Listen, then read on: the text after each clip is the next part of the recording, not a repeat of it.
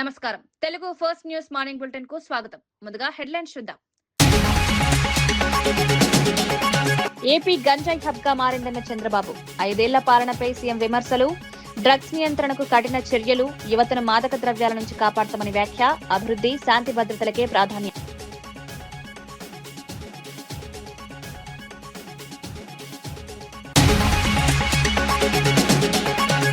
కాంగ్రెస్ పాలనపై కవిత విమర్శలు. హామీల అమలులో ప్రభుత్వ విఫలం. ప్రజా సమస్యలపై దృష్టి పెట్టాలని సూచన. ప్రజల కోసం బీఆర్ఎస్ పోరాటం కొనసాగిస్తుందని వ్యాఖ్య.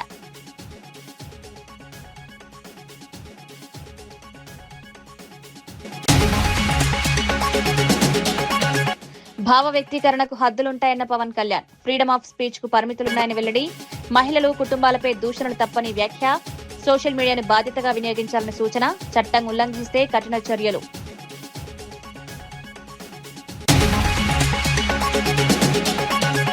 నితిన్ నబీన్ పర్యటనతో కాంగ్రెస్ లో కలవరమన్న రామచంద్రరావు. బీజేపీ బలోపేతంపై ధీమా.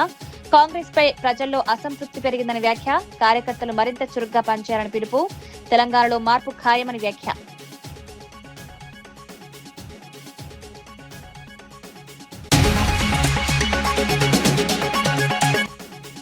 ఏపీ ఈఏపీ సెట్ ఫలితాలు విడుదల. ఇంజనీరింగ్ లో 1,28,000 మంది అర్హత. టాపర్లకు అభినందనలు తెలిపిన లోకేష్.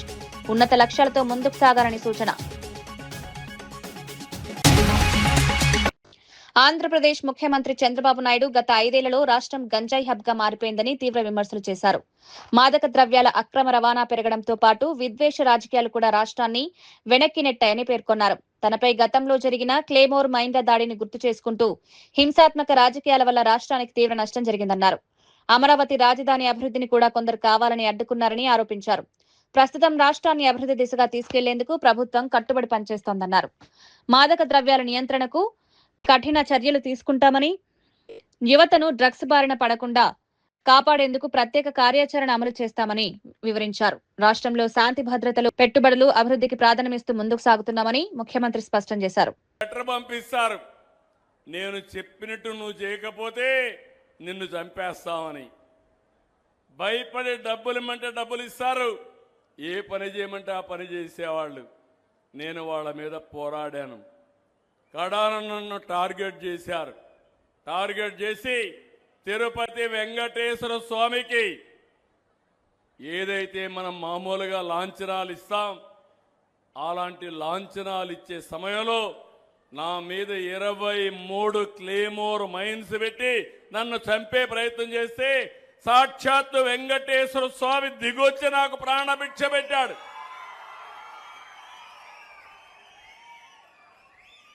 ఈరోజు గొడ్డలి పార్టీ చూస్తే రోజుకొక ఫేక్ న్యూస్, రోజుకొక విన్యాసం. ప్రజల్లో కులం, మతం, ప్రాంతం ఇలాంటివన్నీ చిచ్చులు పెట్టే పరిస్థితికి వచ్చాడు.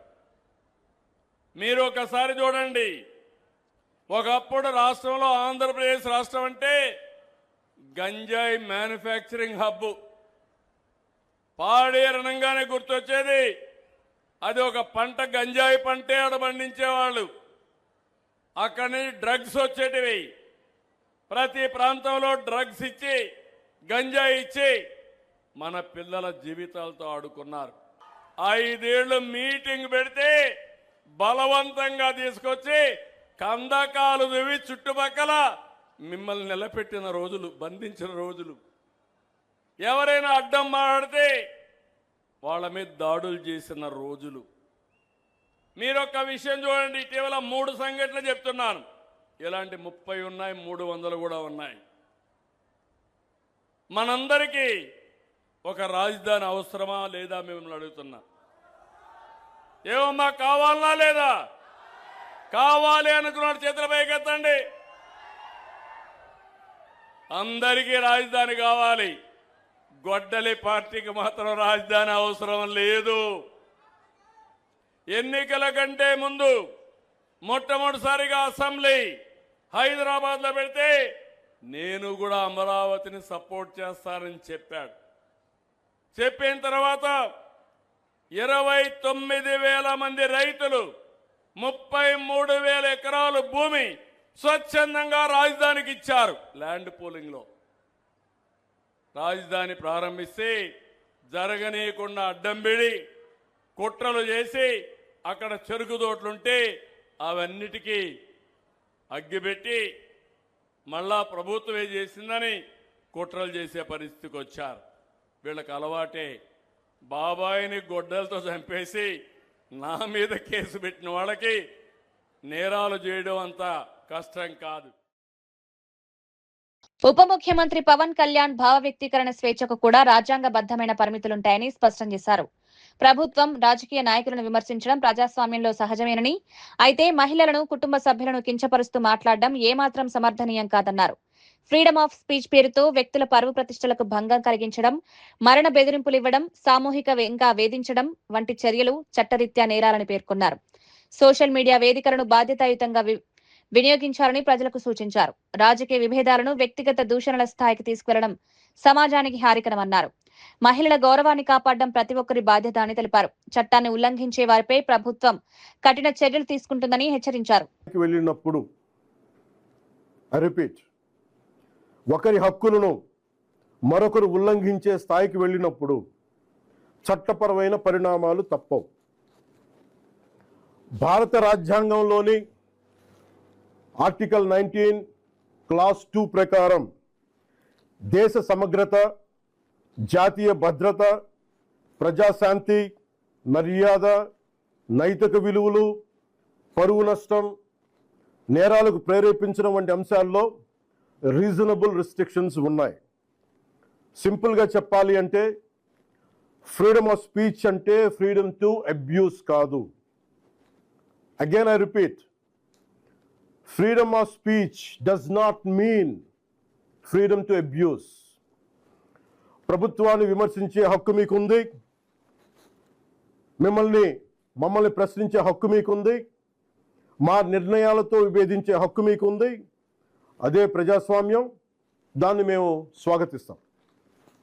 కానీ ఒకరిని తిట్టడం, డెత్ థ్రెట్స్ ఇవ్వడం, ఆధారాలు లేకుండా ఆరోపణలు చేయడం, మహిళలను టార్గెట్ చేయడం, మత విశ్వాసాలను అవమానించడం, ఒక వ్యక్తి గౌరవాన్ని దెబ్బతీయడం, హింసకు ప్రేరేపించడం, ఇవన్నీ రాజ్యాంగం కల్పించిన స్వేచ్ఛలోకి రావు. ఇవి చట్టపరంగా నేరాలు. గత కొన్నేళ్లుగా సోషల్ మీడియా దుర్వినియోగం ఆందోళన కలిగించే స్థాయికి చేరుకుంది. చాలామంది ఫేక్ అకౌంట్స్ వెనక దాక్కొని అసభ్య పదజాలం ఉపయోగించడం, వ్యక్తిగత దూషణలు చేయడం, పరువు తీసే ప్రయత్నాలు చేయడం, ఆధారాలు లేని ఆరోపణలు చేయడం, fake propaganda, mark photos, death threats, organised harassment వంటి చర్యలకి పాల్పడుతూ ఉన్నారు. మహిళల్ని ముఖ్యంగా అత్యంత అసభ్యంగా టార్గెట్ చేస్తూ ఉన్నారు. చివరికి దేవుళ్ళని, దేవతల్ని కూడా వదలట్లేదు. దేవుళ్ళని, దేవతలపై కూడా ఉద్దేశపూర్వకంగా అవమానకర వ్యాఖ్యలు చేస్తున్నారు. ఇవన్నీ కూడా ఫ్రీడమ్ ఆఫ్ ఎక్స్ప్రెషన్ కింద రావు. ఇది హెల్దీ క్రిటిసిజం కాదు. ఇది ప్రజాస్వామ్యం కానే కాదు. ఈ సందర్భంగా ఒక విషయం చాలా స్పష్టంగా చెప్పాలనుకుంటున్నాం. Constructive criticism, fair comment, satire ఇవన్నీ ప్రజాస్వామ్యంలో భాగమే. విభిన్న అభిప్రాయాలను వ్యక్తం చేసే హక్కుని మేము పూర్తిగా గౌరవిస్తాం. కానీ malicious fake campaigns, hate speech, criminal intimidation, cyber harassment, organised abuse, ఒకరి పరువును ఉద్దేశపూర్వకంగా దెబ్బతీయాలనే ప్రయత్నాలు, ఇవన్నీ ఫ్రీడమ్ ఆఫ్ స్పీచ్ పేరుతో సమర్థింపబడవు. ఇంకో విషయం చాలా TPCC working president Jaggareddy Ayodhya రామాలయ వ్యవహారంపై ప్రధాని నరేంద్ర మోదీ, కేంద్ర హోంమంత్రి అమిత్ షా, ఉత్తరప్రదేశ్ ముఖ్యమంత్రి యోగి ఆదిత్యనాథ్లను ప్రశ్నించారు. గత 4 దశాబ్దాలుగా రామాలయాన్ని రాజకీయ అంశంగా ఉపయోగించుకుని అధికారంలోకి వచ్చారని, ఆలయ నిర్మాణంతో బాధ్యత ముగిసిపోయిందన్నారు. ఆలయ భద్రత, నిర్వహణ, అక్కడ జరిగే పరిణామాలపై కూడా కేంద్ర ప్రభుత్వం పూర్తి బాధ్యత వహించాలని పేర్కొన్నారు. కోట్లాది మంది భక్తుల విశ్వాసాలకు సంబంధించిన అంశాల్లో పూర్తి పారదర్శకత అవసరమన్నారు.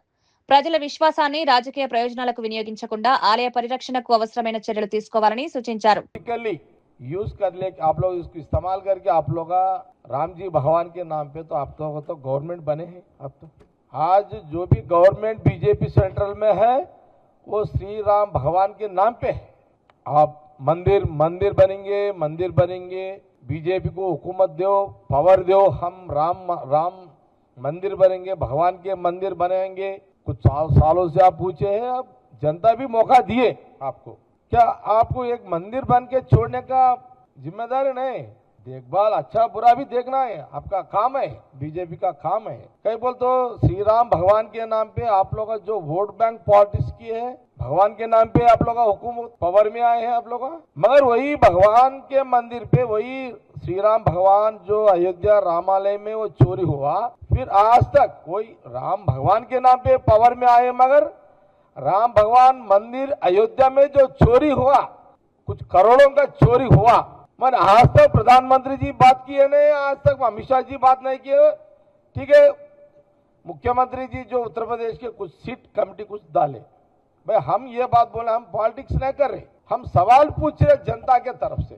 एक जिम्मेदारी प्राइम मिनिस्टर जिस दिन भगवान की राम अयोध्या में जो भगवान के मंदिर बनने के बाद उस दिन आप जो मंदिर पूजा करके शुरू किए, वो मंदिर शुरू जैसा किए उसका पब्लिसिटी आप लोगों लिए, सिर्फ अयोध्या राम मंदिर भगवान के नाम पे आप लोग पब्लिसिटी के लिए काम कर रहे हैं, मगर जो वहाँ जो బీఆర్ఎస్ అధ్యక్షురాలు కవిత కాంగ్రెస్ ప్రభుత్వంపై తీవ్ర స్థాయిలో విమర్శలు గుప్పించారు.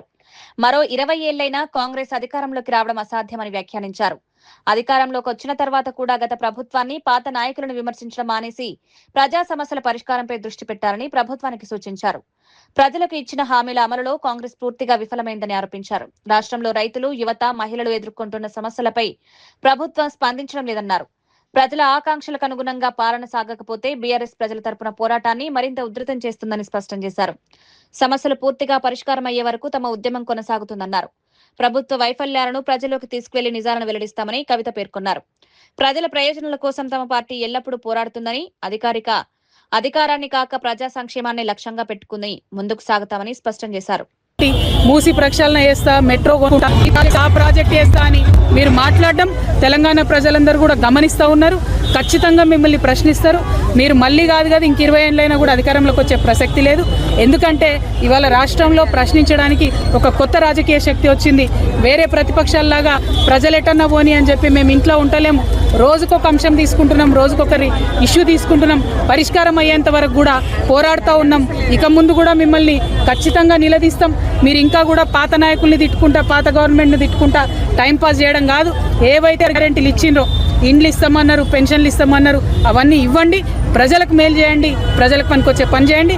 లేకపోతే మాత్రం తెలంగాణ రక్షణ సేన మిమ్మల్ని నిరంతరం ప్రశ్నిస్తూనే ఉంటుంది. Thank you. జై తెలంగాణ. టీఆర్ఎస్ పార్టీ పేరు మార్పుపై ఏసీకి అభ్యంతరాలు వెల్లువెత్తుతున్నాయి.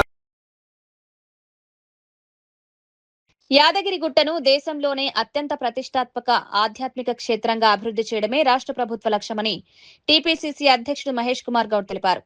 యాదగిరిగుట్టను మహా సంస్థానంగా తీర్చిదిద్దేందుకు ప్రభుత్వ ప్రత్యేక ప్రణాళికతో ముందుకు సాగుతోందన్నారు. ఆలయ అభివృద్ధిలో ప్రాంతీయ విభేదాలకు తావులేదని, తెలంగాణ ప్రజల ఆధ్యాత్మిక విశ్వాసానికి ప్రతీకగా నిలిచిన ఈ క్షేత్రాన్ని దేశవ్యాప్తంగా గుర్తింపు పొందేలా అభివృద్ధి చేస్తామన్నారు. యాత్రికులకు అత్యాధునిక సౌకర్యాలు కల్పించడంతో పాటు మౌలిక వసతులను మరింత మెరుగుపరుస్తామని పేర్కొన్నారు. భక్తులకు ఆధ్యాత్మిక అనుభూతితో పాటు సౌకర్యవంతమైన దర్శనం కల్పించే దిశగా ప్రభుత్వం చర్యలు తీసుకుంటోందన్నారు. దాన్ని రాజకీయ కోణంలో చూడాల్సిన అవసరం లేదని నేను అనుకుంటాను.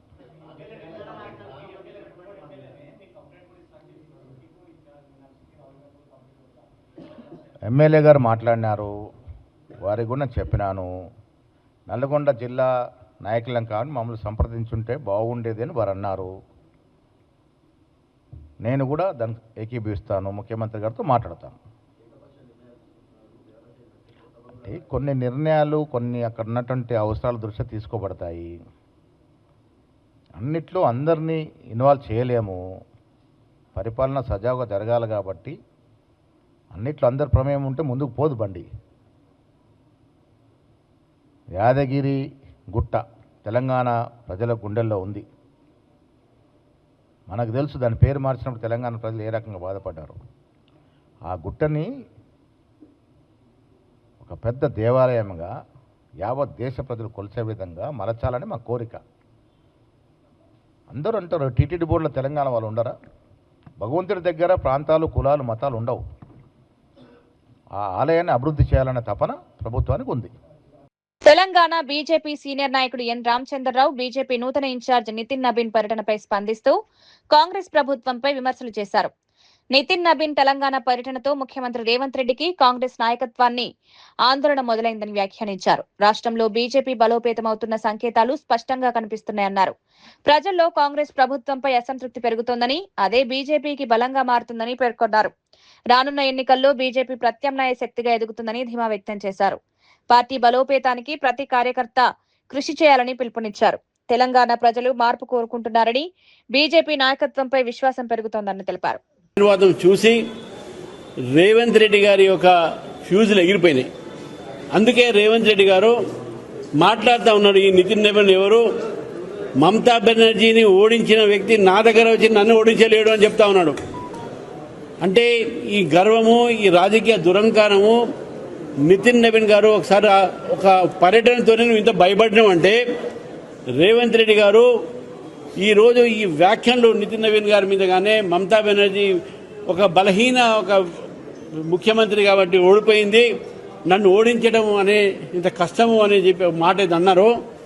ఇది దీంతోనే అర్థమవుతుంది రేవంత్ రెడ్డి గారు నితిన్ నబీన్ గారి యొక్క పర్యటనతో భయపడి అక్కాసుతో, ఫ్రస్ట్రేషన్తో, భయంతో ఈ వ్యాఖ్యలు చేశారు. వాస్తవానికి మమతా బెనర్జీ వారి ఇండియా అలయన్స్లో ఉన్నారు. ఒకవైపు రాహుల్ గాంధీ ఓట్ల దొంగతనంతో ఆమె ఓడిపోయిందంటే, ఈయన నితిన్ నబీన్తో వల్ల బీజేపీ వల్ల ఓడిపోయింది, నేను ఓడిపోను అని చెప్తా ఉన్నాడు. ఈయన ఓడిపోను అనే మాట అంటేనే అర్థమైందంటే కాంగ్రెస్ పార్టీ ముక్త్ తెలంగాణ అనే పిలుపు నితిన్ నబీన్ గారు ఇచ్చినటువంటి పిలుపు ఈరోజు ప్రజలు ఇక్కడ దానికి సిద్ధంగా ఉన్నారు. అంతేకాకుండా కాంగ్రెస్ పార్టీలో జరిగినటువంటి అవినీతిని, ఆర్ఆర్ ట్యాక్స్ని బయటికి పెట్టినటువంటి నితిన్ నబీన్ గారు వారి యొక్క చేసినటువంటి వ్యాఖ్యలకు భయపడి ఫ్రస్ట్రేషన్తో బీజేపీ బలపడుతున్నది అనేటటువంటి ఒక భయంతో ఈరోజు రేవంత్ రెడ్డి గారు నితిన్ నబీన్ గారి మీద ఈ వ్యాఖ్యలను చేయడం జరిగింది. ఈరోజు కాంగ్రెస్ నాయకులు చాలామంది అంటున్నారు, ఈ 12 సంవత్సరాలు మోదీ గారు ఏం చేశారని చెప్పేసి చర్చిద్దామా అని. నేను ఆ రోజే చెప్తా ఉన్నాను, నేను చర్చించడానికి సిద్ధంగా ఉన్నాను. దమ్ముంటే సెక్రటరియట్ గేట్ దగ్గర 2 కుర్చీలు పెడదాం, వాన పడితే గొడుగులు కూడా మేము తీసుకొస్తాం. ఆ ఒక చర్చ చేసి 12 సంవత్సరాలు మేమిచ్చింది ఏంది, 2.5 సంవత్సరాలు తెలంగాణకు ఎంత మోసం మీరు చేశారో అనే విషయాన్ని మనం చర్చిద్దాం, తెలంగాణ ప్రజలకు వాస్తవాలు చెబుదామని చెప్పేసి కూడా ఈ సందర్భంగా మీకు తెలియజేస్తా ఉన్నాను. రాజన్న సిరిసిల్ల జిల్లా వేములవాడ నియోజకవర్గంలోని చందుర్తి మండలం కొత్తపేట గ్రామానికి తొలి ఆర్టీసీ బస్సు సౌకర్యాన్ని రాష్ట్ర ప్రభుత్వ విప్ వేములవాడ ఎమ్మెల్యే ఆది శ్రీనివాస్ ప్రారంభించారు. గ్రామం ఏర్పడినప్పటి నుంచి ప్రజలు బస్సు సౌకర్యం లేక తీవ్ర ఇబ్బందులు ఎదుర్కొంటున్నారని తెలిపారు. ముఖ్యమంత్రి రేవంత్ రెడ్డి, రవాణా శాఖ మంత్రి పొన్నం ప్రభాకర్ సహకారంతో ఈ సమస్యకు శాశ్వత పరిష్కారం లభించిందన్నారు. విద్యార్థులు, ఉద్యోగులు, రైతులు, మహిళలకు ఈ బస్సు సేవలు ఎంతో ఉపయోగపడతాయన్నారు. గ్రామీణ ప్రాంతాలకు మెరుగైన రవాణా సౌకర్యాలు కల్పించడమే ప్రభుత్వ లక్ష్యమని పేర్కొన్నారు. ప్రజల అవసరాలకు అనుగుణంగా మరిన్ని కొత్త బస్సు మార్గాలను కూడా ప్రారంభిస్తామని హామీ ఇచ్చారు.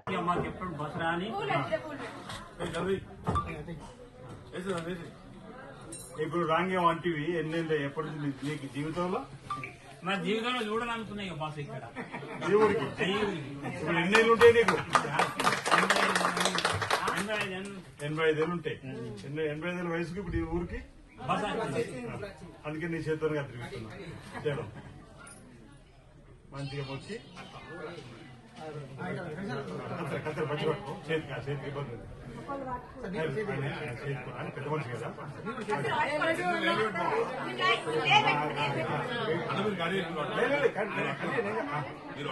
మళ్ళీ ఇప్పుడే మధ్యాహ్నం రాలే మంచిగా బంగ్లాలు అయినా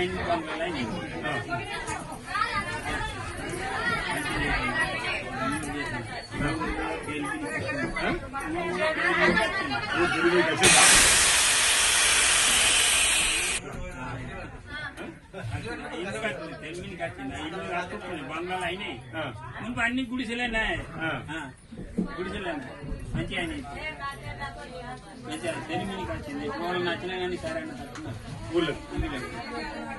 అప్పుడు అన్ని గుడిసెలు మంచిగా రోడ్లు కూడా మంచిగా లేకుండే ఏం మంచిగా బడి సాయం ఆయన నిలబడి ఆయన బడి సాయం చేసేప్పటికీ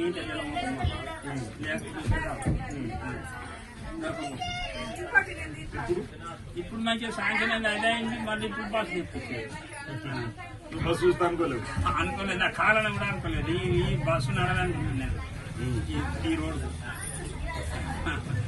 రాదనుకున్నాను జీవితకాలం 85 ఏళ్ళు రాగానే ఏమంటున్నట్టు అసలు జీవితంలో చచ్చిపోయిన బస్సు లేదో మా ఊరికి అనుకున్నాను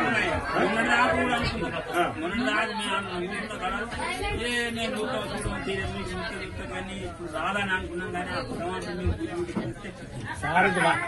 మంగళవారం చెప్పండి వారం రోజుల లోపల రావాలి బస్సు. మీ ఊళ్ళందరూ వచ్చినప్పుడు అడిగింది ఎప్పుడైనా బస్సు ఆలోచన మీకు రావాలని చెప్పగానే వారం రోజులు బస్సు అంటే వారు నిన్న మంగళవారం చెప్పేసి ఈ ఊరికి ఇదివరకు మొదటి నుంచి బస్సు ఇప్పుడు చాలా ఎత్తు కాబట్టి మీరే రమ్మంటే నేనే వచ్చి సాయంగా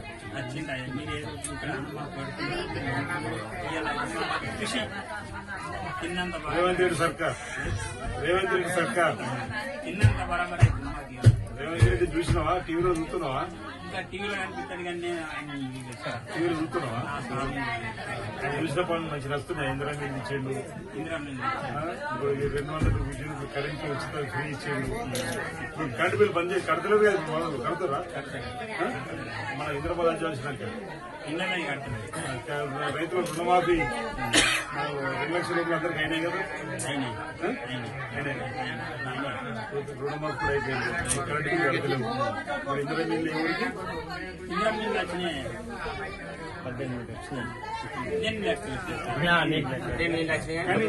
కానీ ఇందిరా బిల్లు వచ్చిన తర్వాత ఊరికి తెలివి వచ్చిందంట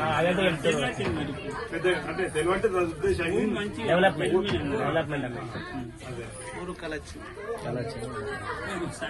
మా మనవరాలు పేరు వచ్చింది దాని ఒక ఇల్లు రాలేదు మా మనవరాలు.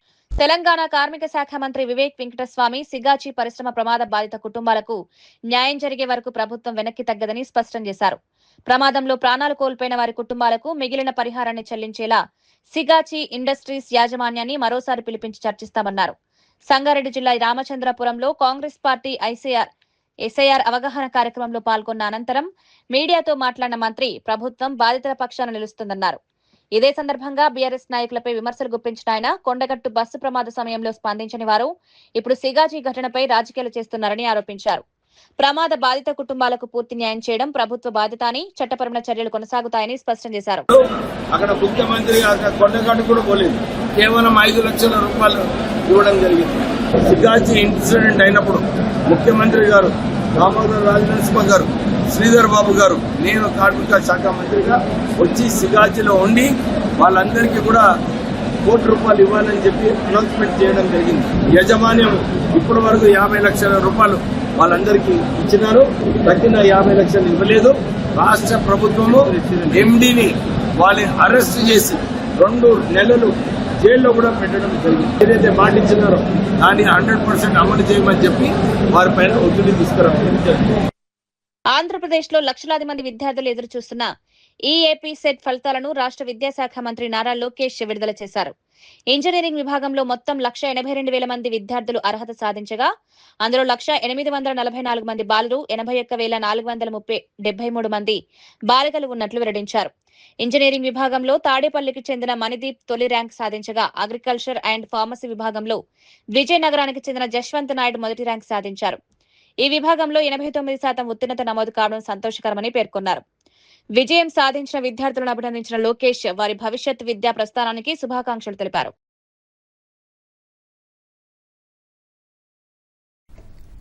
ఈ ఎంసెట్ మొత్తం ఇంజనీరింగ్ స్ట్రీమ్ లో 2,76,572 మంది అప్లై చేశారు. 2,58,545 మంది ఎగ్జామ్ రాశారు.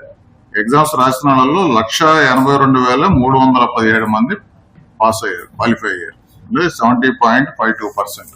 అగ్రికల్చర్ అండ్ ఫార్మసీ స్ట్రీమ్ లో 79,231 మంది అప్లై చేశారు. అందులో 70,929 మంది పరీక్ష రాశారు. వాళ్ళలో 63,546 మంది పాస్ అయ్యారు, 89.59%. ఇంజనీరింగ్ కనుక తీసుకుంటే ర్యాంక్ 1 జొన్నాల రోషన్ మణిదీప్ రెడ్డి 95.6975% మార్క్స్ వచ్చినాయి. ఈజ్ ద మొత్తం ఏపీ టాపర్ అనమాట. మనకి agriculture and ఫార్మసీలో first rank సంబంగి Jaswanth Naidu, ఇతను మన విజయనగరం బొబ్బిలి నుంచి ఉన్నాడు. 92.5398 మార్క్స్ వచ్చినాయి. విజయనగరం ఎంపీ కలిశెట్టి అప్పలనాయుడు అమరావతి రాజధాని అభివృద్ధిపై మాజీ ముఖ్యమంత్రి వైఎస్ జగన్మోహన్ రెడ్డిపై తీవ్ర విమర్శలు చేశారు.